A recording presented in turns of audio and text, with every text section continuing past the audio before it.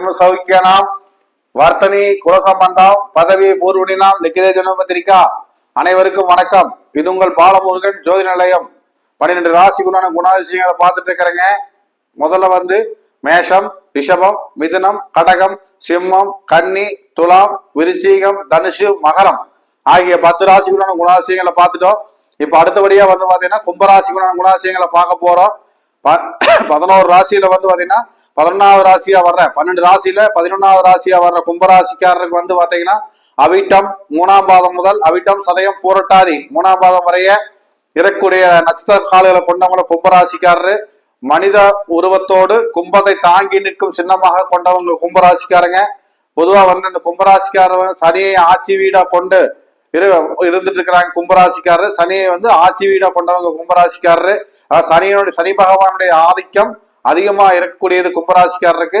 அதுக்கு அடுத்து காற்று ராசியா வர்றதுனால ஒரு நிலையற்ற தன்மை அப்படிங்கிறது அவங்க சூழ்நிலைகள்ல கொஞ்சம் ஏற்படுறதுக்கு வாய்ப்பு இருக்குதுங்க. அடுத்தபடியே கும்பராசிக்காரர் பாத்தீங்கன்னா நீதி, நேர்மை, நியாயம் என்ற வழியில் தான் நடந்து இருப்பாங்க. அது பாத்தீங்கன்னா ஒரு தவறுதல் வருது அப்படின்னா அதுக்கு யாரோ வேற ஒருத்தர் காரணமா தான் இருப்பாங்களே தவிர அவங்க காரணமா இருக்கிறதுக்கு வாய்ப்பு இல்லை. ஏன்னா கும்பராசிக்காரர் பொதுவாகவே பாத்தீங்கன்னா ஒரு நீதி நேர்மையோட தான் இருந்துட்டு இருப்பாங்க. ஒரு சில டைம் கோப குணாதிசயங்கள் கொண்டாலும் அடுத்த கணமே பாத்தீங்கன்னா அந்த தவறை உணர்ந்து அவங்க பாத்தீங்கன்னா ஒரு மன்னிப்பு அளிக்கக்கூடியவங்களா தான் இருப்பாங்க, மன்னிச்சு விடக்கூடியவங்களா தான் இருப்பாங்க மாதிரி தான் வருது இந்த கும்பராசிக்காரரு. பொதுவாகவே அவங்க வேகமான செயல்பாட்டுல செயல்படாம ஒரு மிதமான செயல்பட்டாலே போகுது. அதிகமா எதையும் சிந்தனை பண்ணி எடுத்துக்கொடுக்கிற வேண்டாம். அந்த அதிக சிந்தனை தான் அதிக ஆபத்து அவங்களுக்கு கொடுக்கறதுக்கு வாய்ப்பு இருக்குதுங்க இந்த கும்பராசிக்காரருக்கு. அதுக்கு அடுத்தது பாத்தீங்கன்னா கும்பராசிக்காரர் பாத்தீங்கன்னா பொதுவாகவே தெய்வீக தேவாலய வழிபாட்டுல அதிகமா இருப்பாங்க, கோவில் வழிபாட்டுகள்ல அதிகமா இருப்பாங்க மாதிரிதான் வருதுங்க இவங்க கும்பராசிக்காரரு. சனி பகவான் ஆட்சி வீடா கொண்டனால சனியும் ஆதிக்கம் அதிகமா இருக்கிறதுனால அப்பப்போ சிறு சிறு இடையூறுகள் வர்றதுக்கு வாய்ப்பு அதிகமா இருக்குது.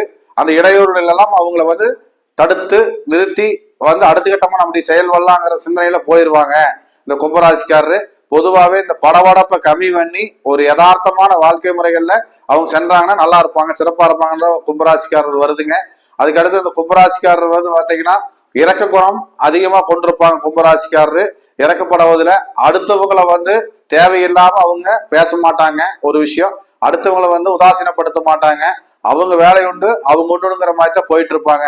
அவங்களை யாராவது போய் தொந்தரவு பண்ணா மட்டும் அவங்க பாத்தீங்கன்னா தன்னுடைய சுயரூபத்தை காமிப்பாங்க மாதிரி தான் வருது கும்பராசிக்காரரு.